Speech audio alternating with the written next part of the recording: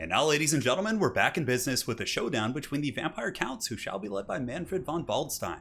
Today, my friends, we face off against the Dwarves, who shall be led by Grombrindle, but more importantly, guys, he has a glorious Master Engineer. Love this build. Now, as far as my army goes, here we do have a front line of zombies, so going to be going pretty weak sauce here in the front line, which I think the more standard way to probably approach this matchup is going to be using like Graveguard with great weapons mixed with a bunch of pressure. Like Black Coaches are also very good because they have a low center of gravity and are relatively tough to snipe. But in this case, I've had some success with this style of play in the past, especially against more elite Dwarven armies. So if they have like Hammerers and things like that and Ironbreakers, the Vargulfs can really Gorilla Punch them very well. But yeah, very excited to try it against a very missile-heavy build here of my opponent. So front line is going to be Zombie Nation. So yeah, it's going to be zombies. Double White King, of course, Scabscraith is super good. And on top of that, the Scabscraith, you can use it on Rangers, on Slayers.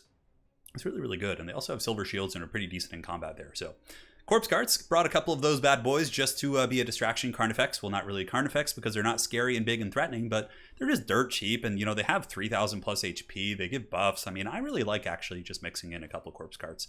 On the far side, we do have the Sternsmen, pretty much our only good infantry unit. Now, as far as our Air Force goes, just in case my opponent goes crazy with Fellbats, I wanted to actually have not Fellbats, but Gyrocopters, excuse me. I wanted to have a couple of Fellbats just to run disruption there. We got Manfred there. He's got Spirit Leech, or actually Buna, because I had an inkling he might actually go with like an elite army, but nonetheless, you can actually just use Buna with Manfred on top of like Slayers or Dragonback Slayers, and it's pretty cost effective. We have two Black Knights, one here and one up on the far side here, and then also in the far distance, I do have the Feasters in the Dusk, who unfortunately I thought he might be camping up on the hill here, but in this case, they're going to have quite a journey.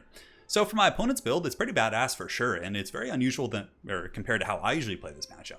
He's got a ton of Dwarven missile units and Rangers, right? So he's got Bugman's Rangers, Althar's Raiders, double Ranger here, and it looks like triple Ranger here. I think there was even some Quarrelers. So literally, like, the whole build is just missiles. It kind of reminds me of Vampire Coast gun lines, who just, you know, defend their gun lines with more guns instead of allocating resources like Slayers to defend them, which I think is quite badass for sure. So here you can see I charge in with my Black Knights. I was like, oh, he's going to give me some free stuff here in the front. But when I charge in, I'm like, oh, wait a second. These Black Knights are actually getting Shreks pretty good. But in retrospect, maybe I should have charged them in, just committed a little bit more heavy. Granted, they would have been broken. And honestly, he's got Slayers here and marked by Althar. And as soon as one of the Vargulfs charges in, I have to juke back immediately because of the just sheer volume of firepower he has, which is pretty awesome for sure. You also have to remember that here the Master Engineer is a sniper character. He's got 180 range and 330 missile strength, so that bad boy really can do some serious damage. So more or less just kind of waiting for my zombies to get in position, and I will be collapsing on this flank here in a moment, or at least trying to, but I did see the marked by Althar come down, which is going to make these guys really squishy. It lowers their shield effectiveness, their armor, and just all sorts of stuff. So those Black Knights are just getting wrecked. Beautiful play from my opponent, and I have to say, it really, really caught me off guard there. But now, the vampires shall be approaching the battle lines. Gotrek and Grombrindle are going to be tar pitted by a ton of zombies, which I'm totally okay with. And if they really want to go in and take out that corpse cart and try and do work there, I do not care at all. That thing only costs 250 gold. It's basically the value of 2 zombie units. So here, zombies are going to be piling in. We also overcast some skeleton summons right there on top of the Althar's Raiders. And then Manfred von Karstein going to be diving into the back line to cause some pressure. And the White Kings are pushing into the front line and preparing to drop some Scabscraiths. So far so good. Certainly took some damage on the approach here, but the Black Knights are going to be pulling up and around. Scabscraith going down there, but I did kind of miss the cast on those Quarrelers. And you shouldn't use it on Quarrelers. They're very armored. You want to use it on Rangers and Slayers and things like that. So slight misplay, but nonetheless, we'll be okay. So Master of the Black Arts is active. Manfred is certainly getting some really good kills here on the Quarrelers and doing some solid HP damage. And the Gorillas here are just kind of bouncing around the front line, beating on some Dwarf Warriors right now, but I do need to get them into the back. And here is a Firing of Thori from my opponent. Nice cast right there. And now it's mostly HP damage against zombies, but still very cool utility there out of the Master Engineer's ring. Now, I believe the Master Engineer is just kind of sitting on the Vargulf, and now we get some good backline pressure. Here you can see the Black Knights and the double Vargulfs are able to get on top of those physical units, and Manfred is going to be dropping some zombie summons to chase down those Quarrelers. In all honesty, though, probably not the best use of Manfred here. Maybe I should have gone after a more kind of concentrated area to shut them down, but I also, on that same note, felt like it was a safe area, right? Like there wasn't too many missiles to punish me over there, and I would have a little bit of a better time. So Black Knights slamming into Quarrelers once again. Again, Quarrelers are Dwarf Warriors, basically. They're rocking 90 armor, so those bad boys are somewhat tanky. And at this point in the game, I was going to be trying to get a breath attack. Feasters in the Dusk finally do make it over, and they're going to be jumping on those Quarrelers. So here comes a breath attack, and I was just a little bit off in my timing. It still does some really good HP damage, but wasn't as good as breath attack should be with vampires. I should have ran over here, for example, gotten into this blob, and we could have buttered some bread even better there. Would have been good. Rangers here are terrified, which is solid. MANNFRED also going to be dropping a summon here of overcasted skeletons to try and get into the Althar's Raiders. And now we have piled in, which is great. White Kings, of course, are inundating these Bugman's Rangers in combat with zombie summons. So far so good. It's a pretty even battle. He's a little bit ahead on the bounce of power, probably from the shock damage he did to me in the beginning with the Black Knights, but for the most part, most of the damage in our army has been on the Black Knights and zombies. But, losing the mobility sucks too, because if I don't have Black Knights or mobility to really chase down Quarrelers and missile units and things like that, they're going to be able to kind of fan out, and MANNFRED and the Vargulfs are going to be super busy trying to hunt them down here. So, single target invocation going down here onto the Vargulf, which is marked by Ulthar, so it's Rangers. Its armor is going to be 10, its missile resistance negative 22. I have to say, Yumai's, my opponent here, has been doing a beautiful job of using that to really negate some of my bigger targets and my mobile threats. Another summon coming down on top of the Rangers there, and here more zombies are pressing in. Currently this White King, of course, making not quick work, but certainly some work here of the Bugman's Rangers. Each attack killing 1 or 2 models, and with his 90 armor and the low AP of Bugman's Rangers, he should be more than durable here in this situation. But so far as my MVP goes, I think the Feasters in the Dusk flanking in here, unfortunately it was very late. I really needed them early in the battle, but my Vanguard deployment, of course, was a bit of a risk, and it didn't pay off super well, but they have been able to get in and really clean up here, and they're fast enough also so my opponent can't kite me with the Dwarven units, which, again, is something you don't hear terribly often. But MANNFRED does have some of the best winds of magic in the game, is going to be jumping down here, and should be able to crump some of these Ulthar Raiders. And yeah, you can see some pretty solid kills with those good attack animations. I did see they were close to the edge of the map, so I was like, if I can just break them off the edge, I won't have to deal with that marked by Ulthar anymore. Yeah, guys, bounce of power is looking a little bit grim bones. My Vargulf over here, I was trying to juke, but he has so many damn crossbows and slayers running around that, honestly, I was having some pretty serious problems with the amount of missile fire he had, and I feel like the build he brought is incredibly powerful against like an elite build like mine, whereas a wide build with a Graveguard would have been much better against an archer build like this. But he's really been able to focus down my monsters and, making me pay the troll toll, man. Now over here you can see we do have MANNFRED von Karstein. He's going to continue hunting down these dwarves where he can, but maybe I should have been a little bit more aggressive with the character gooning, like going after master engineers and whatnot. And another zombie or skeleton summon is going to be used here to muck up those Althar's Raiders to make sure they can't get too much work done. Now, as far as balance of power goes, it's not point of no return, and we are starting to get some good trades here. The Feasters in the Dusk are catching up with the Rangers, and their high DPS against the low armor of these dwarves is really paying off super hardcore. And, from here, they're just going to pile into these other Rangers and just keep accruing value. Now, the Dwarven characters have taken some damage. Grombrindle's a little bit beat up, as is Gotrek from fighting against some of my Sternsmen and quote-unquote better troops. A nice fire ring of Thori. Ooh, and that got into the Feasters. Really nice cast right there. Beautiful stuff. So here I decided to go into MANNFRED. I'm like, hey, let's go in and do a little bit of cycle charging, but then I forgot who I was fighting, the White Dwarf. And he actually gets me with a flash bomb right here, and now I'm fighting 2 dwarf characters that hit seriously hard. So in response, I do drop a zombie summon, more of a panic summon here, and I'm trying to get away. And the dwarf characters do some big damage, but more importantly for him, many of these rangers and other assets here are going to be peppering into MANNFRED. And Manfredo's taking some work. I still have a Vargulf. The dwarf missile line is very tattered across the board. We have finally been able to get some damage in, but for the most part, MANNFRED being so low, and of course Gotrek and Gromby being alive is very scary as well. And I simply don't have like the Hounds or Black Knights or anything to really chase those guys down. So here I'm just juking to the best of my abilities with MANNFRED, trying to get some value where I can, but really am not able to get into the cookie jar. Now this Vargulf is going to be getting attacked here by Grombrindle as well as Gotrek. But another big problem for me too is the Master Engineer, right? The longer I kite him, normally vampires can kind of juke very effectively, but having this sniping character just to put constant pressure on me has certainly been very strong. You can see marked by Ulthar once again going down.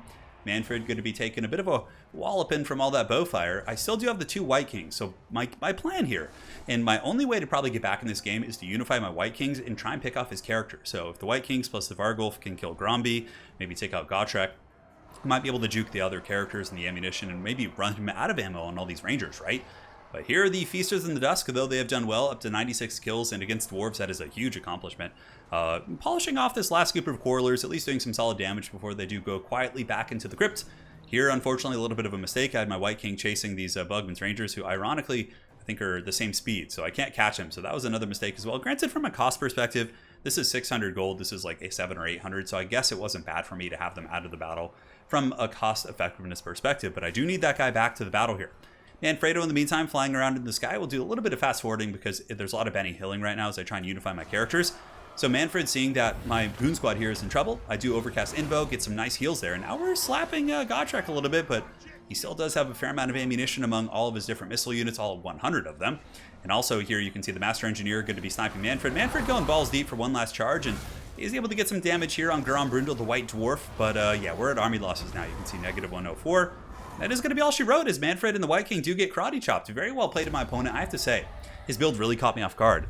I was not expecting that many bow units. I was kind of expecting, you know, maybe 4 missile units with a little bit of, you know, support from like Slayers. So I felt like I was comfortable with Feasters and MANNFRED dropping summons on them. But yeah, his build really caught me off guard. He also played very well. So I'm obviously not the best Vampire count player. I'm trying to learn them because I really do enjoy playing them and feel like I'd like to mix them into my main faction. So I'm trying to practice, and this was certainly a good experience. Dwarves have a couple ways of playing this matchup. They of course can go do something like what he did. They can go with a traditional missile build with like a couple missiles in defense, or they can go with like an elite infantry build, Ironbreakers and Hammerers, which in Gotrek and Felix, and like a box of characters, right? Which is what I've been playing more often. That's why I brought Buna and also Vargulfs and things like that. But against his build, man, I just really struggled to deal with all those missile units. Though I did have Black Knights and Felbats, I just felt like it wasn't enough. So very well played, man. Awesome build. Really opened my eyes to a potential threat to the Vampire counts, right? I thought it was a badass build, man. So on that note, we'll go to the storyboard, or the drawing board, as they say, and we'll kind of theory craft. I want to find a Vampire build that I think is more well-rounded against all of those styles of play. MANNFRED's certainly not bad. I'm trying to think, probably going with, what is it called? The, where's that bad boy? I always forget. Not the Necrarch Vampire Lord, the Lamian Vampire Lord would be a good choice. So Von Karstein, yeah, I haven't used it. I just like never use it. There you go. So Lamian Vampire Lord's pretty good because you also have Pendulum. So if you're facing off against Archer builds, this is going to be very, very strong. Scepter of Instability is okay. If you're like dueling Gotrek or something like that, you can slow that, you know, throw that down. Honestly, though, maybe just like a Hellsteed Lamian Vampire Lord would be fine. And then from there, you also get the Lightning Reflexes. So if you get caught in a bad situation, you get Ward Save, and you also do get the melee attack debuff and speed. So yeah, a very maneuverable character. I mean, you could arguably go on a big dragon for some breath attacks. But yeah, we could probably do that. I think that's going to be fine. And, you know, the White Kings were cool, but I think Banshees would be a little bit tougher to kill, and they have better AP values. So you might go a little bit further there. Though Gromby does do magic damage, you can usually avoid Gromby with good micro. You have 60 speed here. So I think going more the direction of Graveguard is going to be, or Graveguard with great weapons might be a little bit better.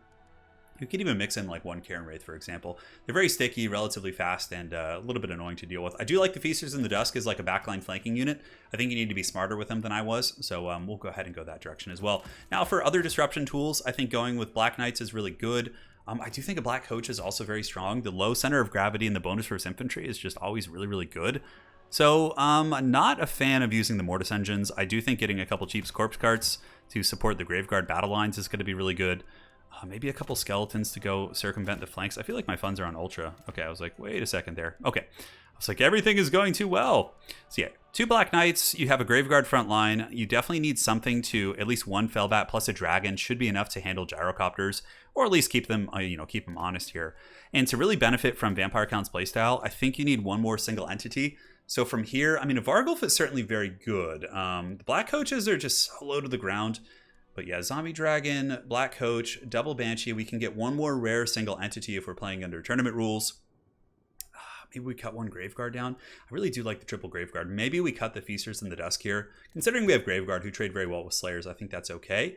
We got 1 Corpse Card. I mean, you could even go here with a second Black Coach if you want to. Or you could go with like... you can go with a Vargulf if you like kind of free up money elsewhere. Now, we do have this. We have plenty of mobile pressure now with the Black Coaches, right? They can get around really quickly and cause some damage. And yeah, I feel like a build like this would be good. It's elite still in the form of a Dragon and a Black Coach, but Lamian Vampire Lord is way more durable than MANNFRED against missile play. You have Pendulums to punish gun lines and bow lines, and your infantry is actually going to do something. The other build I brought, the infantry wasn't doing anything, so it put the entire balance on the Vargulfs, which were countered by his missiles. So just a little bit of theory crafting. Give it a try, guys. Let me know your thoughts. Hopefully you enjoyed this one, and we will be back with more content soon. You guys take care.